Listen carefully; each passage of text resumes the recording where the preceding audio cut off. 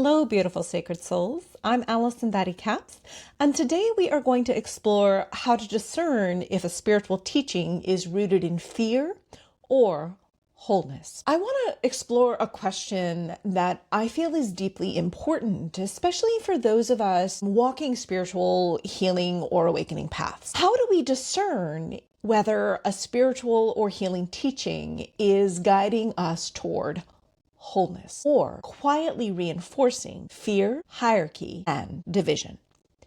This is not about judging teachers, traditions, or belief systems. It's about developing inner discernment, learning to listen to your nervous system, your inner wisdom, and your lived experience. Because not all spiritual and healing teachings are created equal, and some, even when well-intended, can unintentionally reinforce trauma patterns rather than heal them. So why does this question matter? Many people come to spirituality seeking to heal, to integrate, to connect, to belong, to find meaning, to find safety, to find truth. Especially if we grew up with trauma, emotional neglect, religious harm, or unstable attachment. Spiritual and healing teachings often become attachment figures for our nervous systems. They offer structure, clarity, guidance, and a sense of protection. So it is important to understand, is this teaching helping my nervous system move towards safety and integration, or deeper fear, self-doubt, and separation? Because sometimes teachings that look spiritual or healing on the surface can actually reinforce shame, hierarchy, self-abandonment, fear-based obedience, disconnection from our inner knowing. And this can quietly create spiritual trauma rather than healing and integration. So let's explore the nervous system and why human beings divide.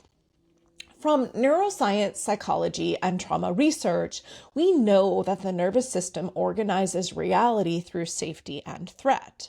When the nervous system feels safe, we experience curiosity, compassion, connection, creativity, flexibility, openness.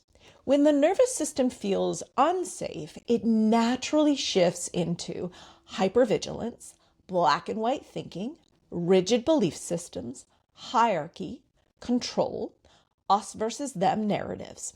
This is not a moral failing.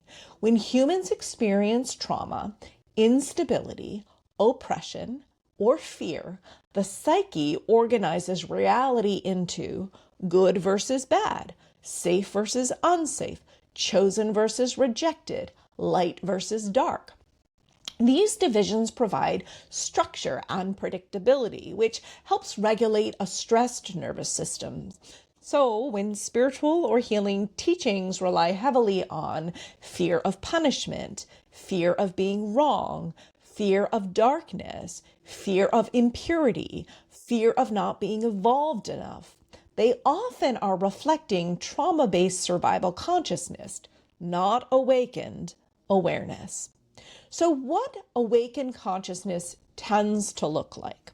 So across mystical traditions, trauma-informed psychology, indigenous wisdom, and nervous system science, spiritual awakening consistently moves towards integration, not separation. We see this across Buddhism, Taoism, Sufism, mystical Christianity, modern trauma healing models, internal family systems, somatic therapy. Awakening expands our ability to hold paradox, complexity, nuance, compassion, uncertainty. It dissolves rigid binaries.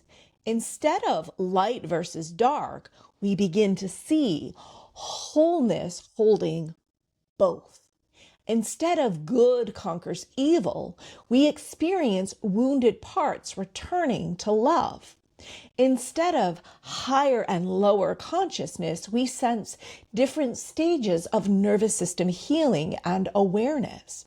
Awakened consciousness naturally becomes less hierarchical, less moralistic, less punitive, more compassionate, more inclusive, more grounded. Not because everything is allowed, but because we see that all behavior arises from nervous system states, trauma, and unmet needs. Here are some gentle signs that a spiritual or healing teaching may be operating from wounded consciousness rather than integrated awareness. If it relies heavily on fear, if the teaching motivates primarily through punishment, threat, spiritual consequences, karmic fear, damnation narratives, fear of darkness or evil, this often activates survival states rather than wisdom. Strong hierarchy. When teachers are placed above, beyond, or immune from accountability, this often mirrors attachment wounds, not divine order. True wisdom empowers inner authority, not dependence. If a teaching emphasizes division and exclusion, chosen versus unchosen, awakened versus asleep, pure versus impure, light versus dark, this is often arising from trauma-based identity structures. Shame-based transformation. If growth comes through guilt, fear, self-rejection, unworthiness, this reflects unresolved trauma, not awakening. Suppression rather than integration. Teachings that promote bypassing pain, avoiding shadow, rejecting emotions, silencing grief, anger, or fear, often reinforce dissociation, not healing. So what does trauma-informed spirituality and healing look like? Well, it teaches safety before transcendence, embodiment before enlightenment, compassion before correction, integration before ascension. It understands that awakening is not about becoming better than others. It is about becoming more whole. Instead of casting out shadow, trauma-informed spirituality and healing teaches curiosity, compassion, witnessing, integration, remembrance. In my own work, which blends trauma healing, nervous system regulation, internal family systems theory, and spiritual exploration, I consistently see that what we call darkness is actually wounded light. Parts that appear monstrous, frightening, or destructive are actually not evil. They are instead survival strategies shaped by pain. When these parts are seen, understood, validated, held with compassion, reminded of their original origin, they soften, they integrate, they return to their original archetypal qualities such as protection, guidance, strength, wisdom, discernment. And what we experience is not banishment, but homecoming.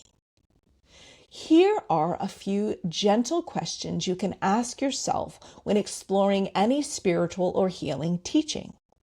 Does this teaching make my nervous system feel safer or more fearful? Does it invite curiosity or reinforce obedience? Does it empower inner wisdom or replace it with external wisdom? Does it increase compassion for myself or others? Or does it lead to judgment? Does it honor complexity or push rigid certainty? Your body often knows before your mind does. If your nervous system feels tense, contracted, anxious, pressured, small, That is important information. True wisdom tends to create spaciousness, grounding, clarity, gentleness, and empowerment. So here's a gentle reframe. Instead of asking, is this teaching right or wrong? Trauma-informed lens asks, what wound might this teaching be trying to protect? This allows us to hold compassion without surrendering discernment. We can honor that many spiritual and healing systems arose within trauma, oppression, persecution, scarcity, survival, and that their structures made sense at the time they were formed. But healing allows us to evolve beyond fear-based frameworks. True awakening doesn't separate us from our humanity. It brings us deeper into it. It doesn't divide the world into light and dark. It teaches us how to walk gently with both and integrate them back into wholeness. Your nervous system is not an obstacle to awakening. It is the gateway. Your wisdom is not something to override. It is something to trust. You do have to understand whether it is true wisdom or a wound. And your path does not require hierarchy, fear, or self-abandonment. It requires presence, compassion, and remembering who you already are. Thank you for being here. If this resonates, feel free to like, share, comment, subscribe, and as always, trust your inner knowing. And if you do want to go deeper, I do explore how to heal yourself and develop self-awareness in my book, The Divine Within, Healing Ourselves to Heal the World. And I have online courses and mentorship through my website, blossomingheartwellness.com. You deserve to return to wholeness. You are worthy of feeling at peace within yourself, including your shadow aspects.